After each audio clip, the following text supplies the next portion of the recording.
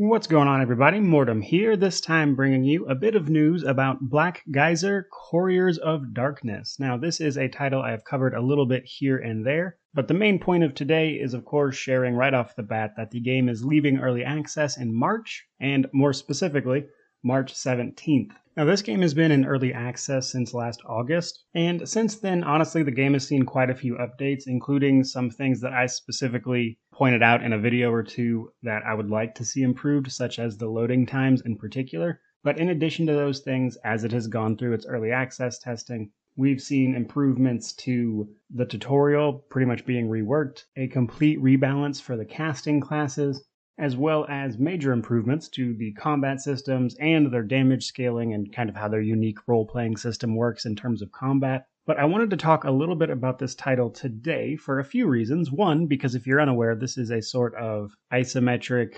CRPG in the vein of, say, like Baldur's Gate. That is to say, the first two. However, nonetheless, this is an indie title, so for starters, I would not expect it to be on the scale that Baldur's Gate was, but that type of game is absolutely their inspiration. They've been very clear about that.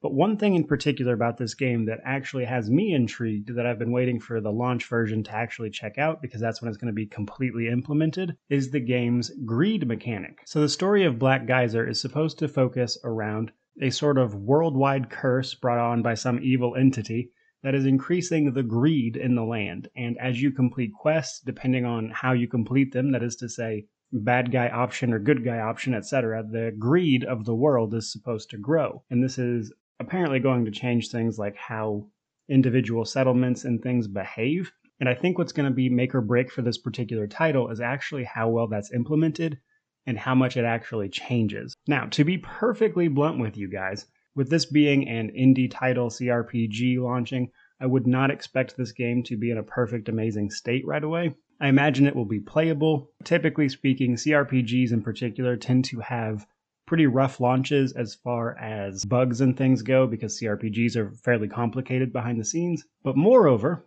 the last part of the game is not going to be available until the launch of the game, which in my experience, while I get why games want to do that and hold back on the spoilers, reality is any system that is not in an early access period tends to be in a noticeably worse state than the parts of the game that were tested in early access. But nonetheless, despite those things, this is a title that I am excited to see launch, and I'm hoping that it has a relatively smooth launch so we can all play and enjoy it. But on that note, just to give a couple things about the game that you may or may not know so you don't have to go watch my old videos.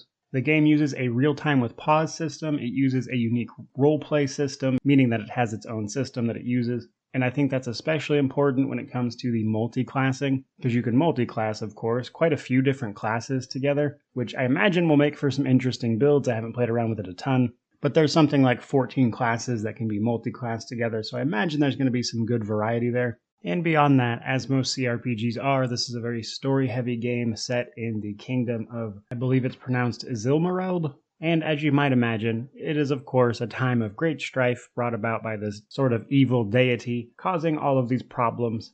And you're going to get to sort them out with hopefully a whole lot of choice and consequence. But there you go, guys, just some information about the release and some of my own takes on Black Geyser, Couriers of Darkness, which again is leaving early access on March 17th. Let me know down below if this is a game you guys are going to pick up. And beyond that, like, comment, subscribe if you enjoyed the video, etc.